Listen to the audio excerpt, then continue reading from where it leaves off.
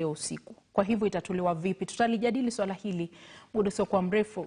Bodi ya mikopo ya elimu ya juu na vyuo HELB imeshirikiana na kampuni ya Safaricom kuzindua mfumo mpya wa wanafunzi kupokea mikopo yao kwa njia ya simu na wala sio kupitia benki jinsi ilivyo sasa.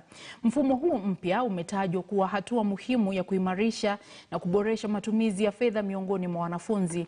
Afisa mkuu mtendaji wa HELB Charles Ringera amesema hatua hiyo itarahisisha utoaji wa huduma kupitia teknolojia. Naye mkuu wa huduma za fedha katika kampuni ya Safaricom Sitoyo Lopokoiyot amesema huduma hiyo mpya imebuniwa kwa lengo la kujaza pengo la huduma za fedha kidijitali kwa wanafunzi.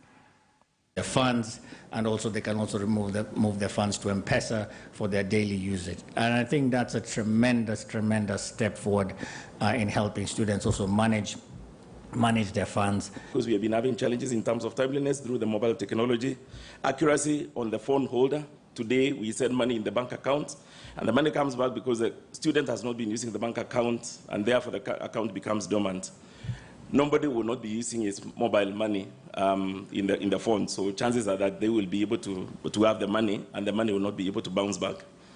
Evidence-based dates in regard to where and who the money was disbursed to, cost minimization on disbursement both to the student and also higher education loans board. And number 4, versatility in what the owner of the money can use in utilizing the funds through disbursement.